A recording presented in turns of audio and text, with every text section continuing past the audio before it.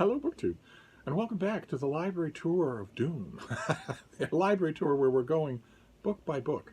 Not shelf by shelf, not bookcase by bookcase, not subject by subject, but book by book through my entire library, from now until the final battle, when Morgoth is released through the doors of night and returns to wreak havoc on Middle-earth. And our book today is square-bound. It is square-bound. It counts as a book. It's old. It's this.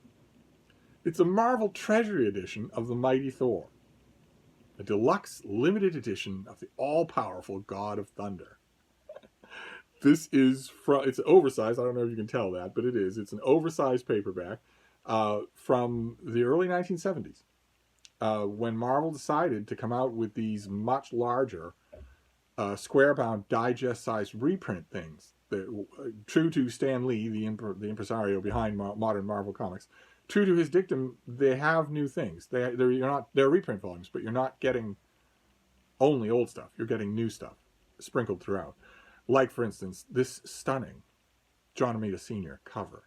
Just stunning. That is Thor, the Norse god of thunder, who Stan Lee in the 60s had the inspired idea to make into a superhero in Marvel Comics.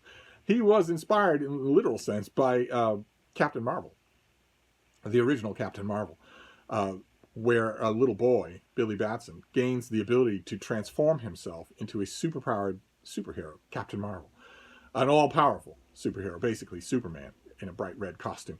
And Captain Marvel, as a comic book, that original Captain Marvel, the one that I think of when anybody says Captain Marvel, I don't think of any of the other claimants that have ever held that name. I always think of the Big Red Cheese. and it was, for a long time, the most popular superhero in the world. Far more popular than Batman or Superman. When I have read Captain Marvel, that original run of all those original comics of Captain Marvel, I always had the same question over and over again. And I know that Stan Lee did too, which is, who is Captain Marvel? Who is he? When Billy Batson transforms into Captain Marvel, he's still Billy Batson. He just has the wisdom of Solomon, the strength of Hercules, the power of Zeus, can fly, he's invulnerable, can move planets around. But Billy Batson doesn't go away. He transforms into the gigantic superpowered body of Captain Marvel. That line is blurred a little bit sometimes in those early Captain Marvel adventures. It was brought back to full life in the recent Shazam is now what DC Comics has to call Captain Marvel. They bought Fawcett Comics, which owned Captain Marvel, but they had a litigation dispute with Marvel Comics, who got the right to use the name Captain Marvel. So they now call him by the magic word that transforms Billy Batson into Captain Marvel, Shazam. That's been true for decades. And in the recent movie, Shazam, starring Zachary Levi as Captain Marvel, that vision of the character is brought back full force, where the Captain Marvel in that movie is Billy Batson. He is a little kid in this superpowered body. And despite the fact that I know Stan Lee had that same kind of question about Captain Marvel in the early 60s when he was scouting around for ideas to make into superheroes, it was a booming genre. He had full creative control over a bullpen of writers and artists and letters and colorists. A lot of them were friends of his. And he had a fan talked about favorite hit with the Fantastic Four, so he was looking around for other things to do. And he came up with Marvel Comics' own version of Captain Marvel, where a lame American doctor named Donald Blake finds an old cane in a cave in Norway. And when he slams it on the ground, he is transformed into Thor, and the cane is transformed into the mighty hammer Mjolnir. And in Thor's original adventures, they are horrible, they are worthless, they're written by Stan Lee, they're mostly drawn by Stan Lee's brother, not by Jack Kirby. Jack Kirby would come on to the character and draw him regularly for years and years, but a lot of those early adventures are just terrible. And they take place in a magazine called Journey into Mystery. That's where Thor originally premiered. Stan Lee wasn't sure that it warranted a #1. Almost nothing did in those days, so he put Thor as the lead story in Journey into Mystery. And for so many of those early adventures, it was the same question all over again. Donald Blake was Thor. He transformed into this mystical, super powerful character, but for most of those early adventures, he doesn't lose his personality. It's still Donald Blake. It's still just an American guy who has a superpowered body. It was only gradually that Stan Lee decided to get away from that and to give Thor his own personality. In other words, to to explore the mythological background of the character and reinvent it in the Stan Lee way. And he did do that. And the more he did that, the more popular the character became. So all of a sudden, Donald Blake, the American doctor, did have a personality, and he had a love life, and he had all sorts of trials and tribulations. But when he slams that walking stick down on the ground, he becomes Thor, the son of Odin, the prince of Asgard, the god of thunder, who doesn't even, it is made explicit, he doesn't even have Donald Blake's medical knowledge. They are completely separate people. And that took off and was fantastic. It was incredible. It was so popular with fans that Stan Lee created a backup feature for Journey into Mystery called Tales of Asgard, where we just see Thor in his natural setting. We don't see him on Earth at all, fighting the Stilt Man or the Circus of Crime or whatever, or being part of the Avengers. We see him with other mythological beings. And that went on, and Journey into Mystery got better and better. Jack Kirby came on board. Vinnie Coletta was brought on board to ink him. And a lot of people who were Kirby fanatics said Vinnie Coletta's inks ruined him. I say just the opposite. They're incredible. On Thor, they're incredible. And it became so popular. Fans loved it so much that Stan Lee eventually decided to give Thor his own comic book. And missed out on a marketing opportunity, a little bit strange for Stan Lee, but nevertheless he did. He missed out on a marketing opportunity to give Thor a #1 issue. No one really thought that comics were all that collectible back when he was doing this. So he didn't do that. Instead, he swapped over the numbering. So Journey into Mystery got to #125, and then #126 came out, but it was suddenly called Thor. And the title Journey into Mystery, the magazine was just sort of retired. And Stan Lee, he didn't capitalize on the marketing possibility of a new #1 issue, but he did have sense enough to worry that essentially relaunching the title with a new name might hemorrhage readers. I don't know why he would think that. Thor was the only part of Journey to Mystery, but nevertheless he did, and so he decided to bridge the gap with a multi-part story. A story that has its original germ in Journey to Mystery 124, then bursts into full color in Journey into Mystery 125, and then carries over into Thor 126, 127. And that story is an epic tale in which Thor meets the Greek god Hercules, which he had already done a couple of times. And Stan Lee never let that consistency get in the way of a good story. That original horrible run on Thor with Stan Lee and his brother had Thor at one point meeting Hercules. Not the same kind of Hercules, just a different kind of Hercules. And also there's a brief meeting in the Avengers, but we'll leave that out. And then also Thor had an annual where he meets Hercules for the first time. A brief, short thing written by Stan Lee, drawn by Jack Kirby, inked by Vinnie Coletta, that doesn't bear any resemblance to the first meeting of Thor and Hercules in this multi-part story. Here they meet for the first time again. It doesn't matter. This is so much better than that. And Stan Lee decided to characterize Hercules as every bit as physically powerful as Thor, but with no mortal alter ego and no humility. As Thor points out in these issues, he is brash and headstrong. He reminds Thor of what Thor himself was like thousands of years ago. That is Hercules. And this Marvel Treasury Edition reprints that run of Journey into Mystery with a few little bits and pieces of extraneous subplots neatly excised. So the individual panels have been reworked a little to streamline the story just a bit, to miraculously effective ends. This was, as you can see, this is number 3 of these Marvel Treasure Editions. They started out with Spider-Man, with just a bunch of miscellaneous reprints from Spider-Man. Not one whole overarching story, because in Spider-Man there hadn't been one yet that was long enough to fill one book. With an absolutely glorious cover by John Romita Sr. Just glorious. Then they went to number 2, and the Marvel Treasure Edition number 2, these were in the early 70s, was the Fantastic Four. Again, a gloriously beautiful front cover by John Romita Sr. Just beautiful. Really the quintessential illustration of the character. That's clearly what Romita was going for, to give you the quintessential illustration of the character. And the Fantastic Four volume, you got a lot of pages in here. So the Fantastic Four volume had a lot of room, The Fantastic Four had a multi-issue epic that was fit for reprinting in a volume like this. Didn't fill the whole thing. There were still some other issues. But the 3-part storyline where they meet the Silver Surfer and defend the Earth from Galactus for the first time, that was in that volume. And it was beautiful. Just beautiful. And there was no real comic book press in these days. There was Stan Lee's Soapbox, a column that he did in every issue. And he would sometimes remember to Carney Barker things like these things. But they caught me totally by surprise. Totally by surprise. The dry goods store, you'll have to Google that. The dry goods store where I typically got my comics, this was an eon ago, keep in mind. It was so long ago that I could walk in with a crowd of beagles at my shins and the shop owner wouldn't care. It wasn't this ridiculous attitude that exists everywhere in the Western society now, that the mere sight of them causes you to fall down on the ground frothing with rabies, merely looking at a dog.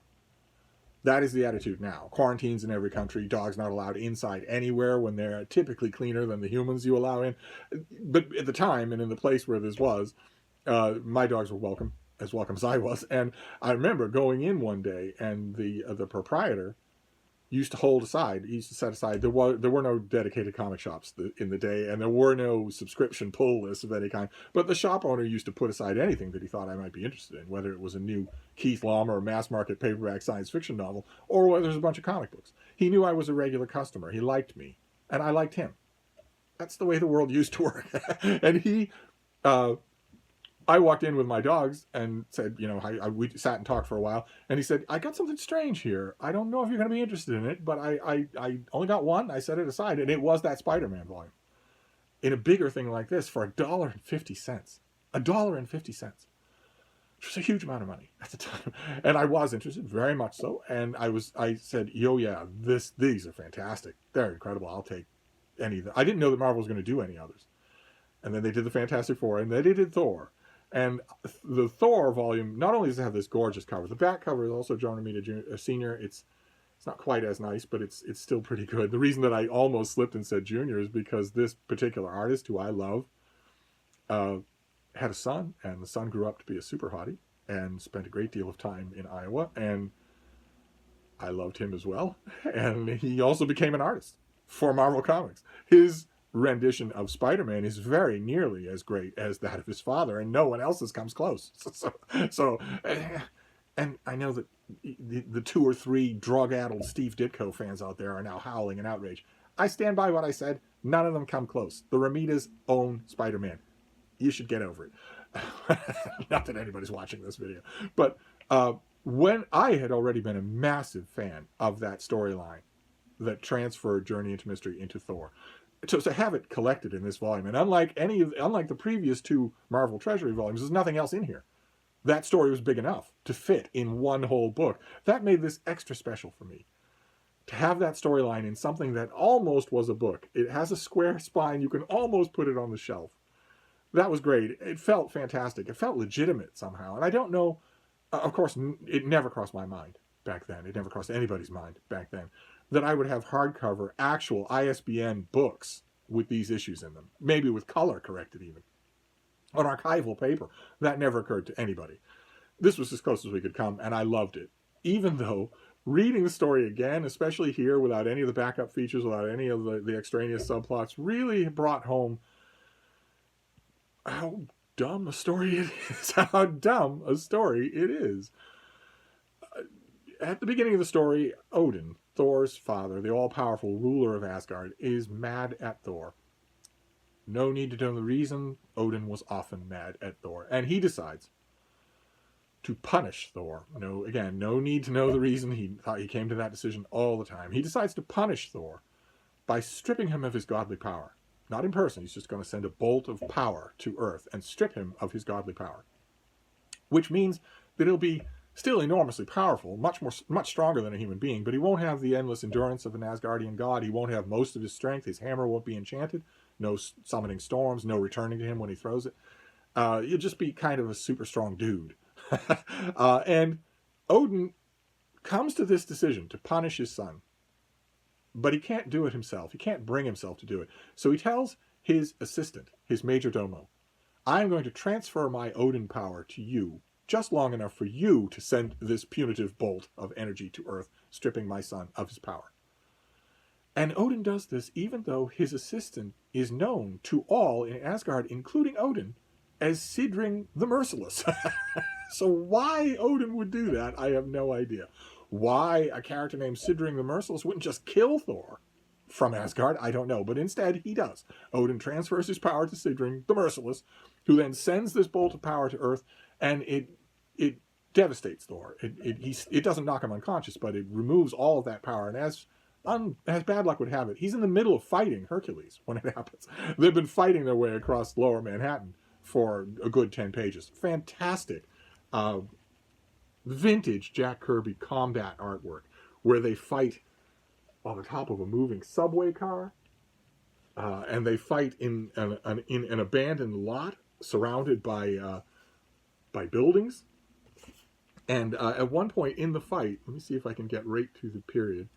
At one point in the fight, Hercules realizes something. See, look at this. Look at that. That is classic Jack Kirby. Thor throws his hammer, and then they get on opposite sides of a massive truck and scrunch it between them. And in that top panel, Hercules says, "His enchanted hammer makes a living mockery of mine own mace, even as the power of his limbs is easily the equal of my own." And he says that while Thor is saying, "Back, thou blustering braggart. Well thou may thank whatever gods thou prayest to, that I hurl my hammer not to destroy thee, but to humble thee. Let no mortal feel the pangs of fear. Only Hercules is the target of my Uru mallet. All others shall be unscathed." Except maybe for the owner of that truck. but one way or another.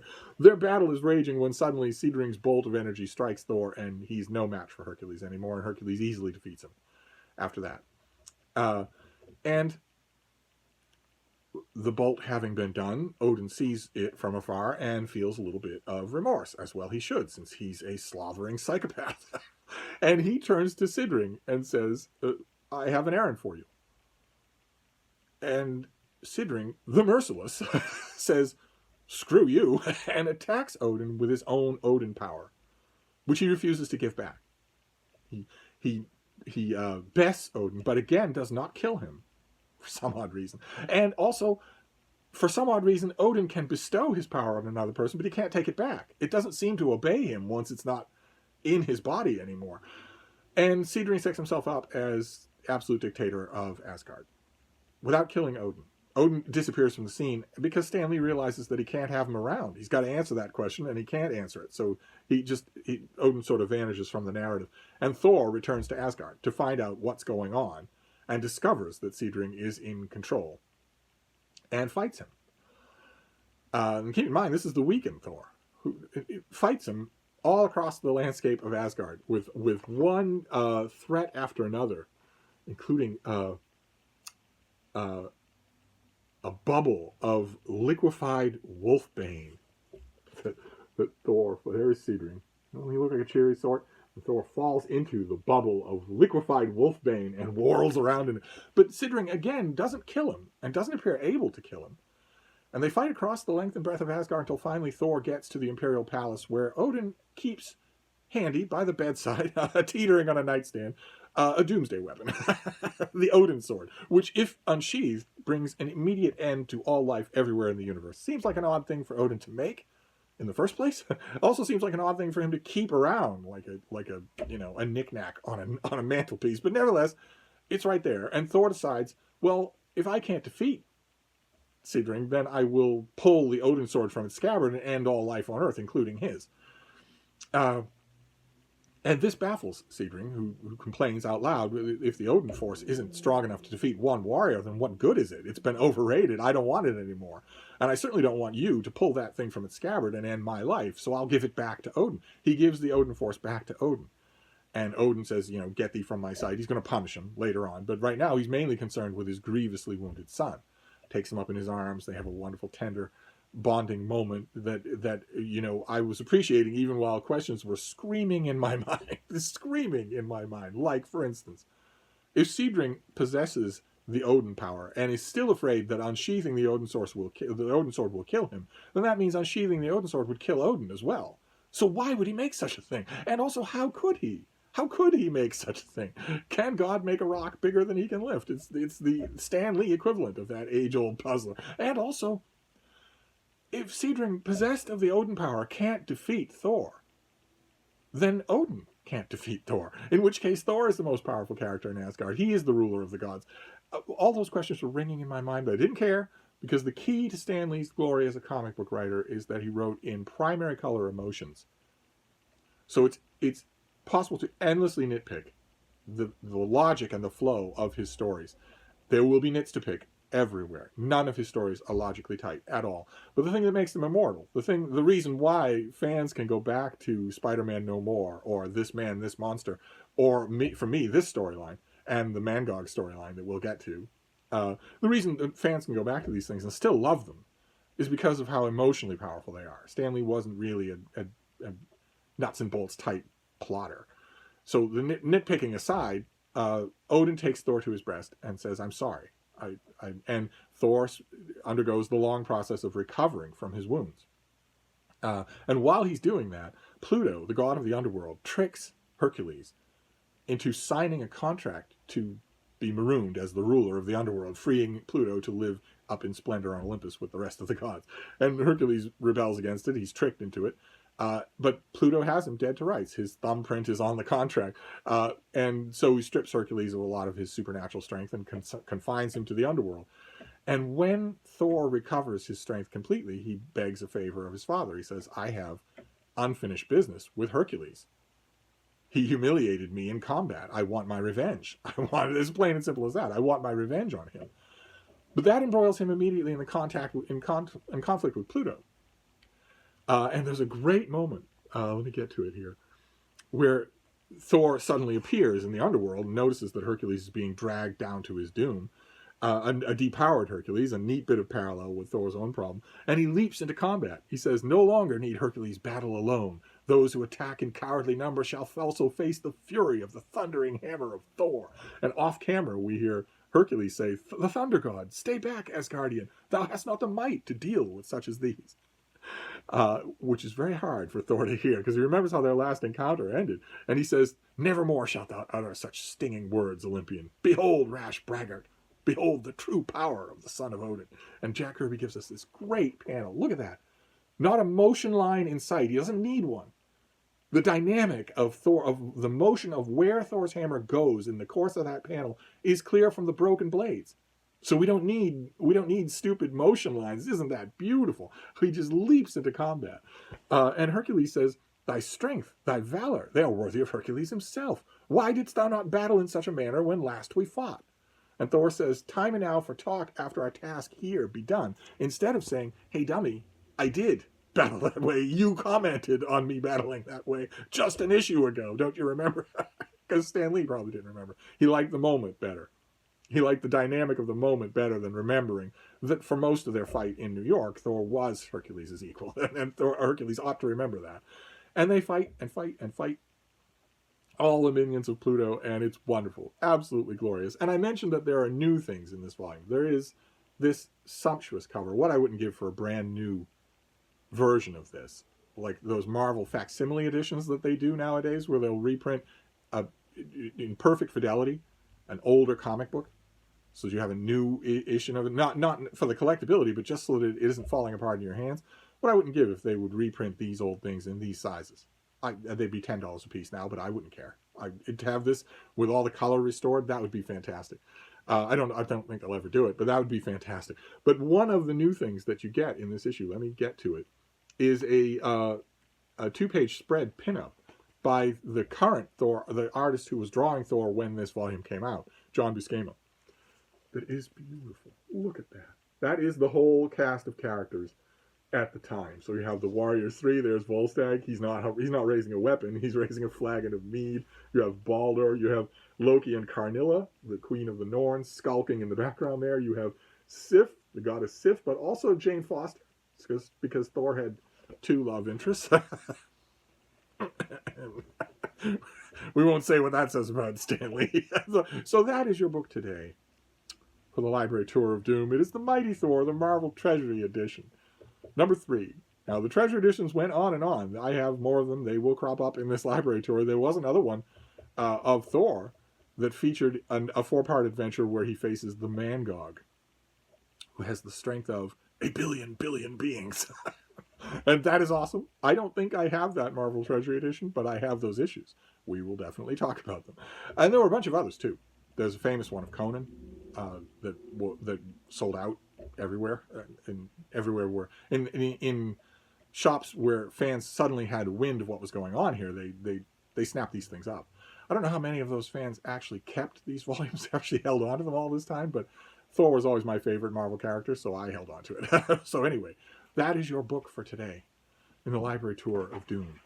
And you will tune in tomorrow. This is the long one because when you get me talking about Marvel Comics, plus I haven't done a comic book video in a while. Those are coming too, but they won't be in the library tour of Doom. We'll go back to a book tomorrow. I'll see you then. Thank you, BookTube.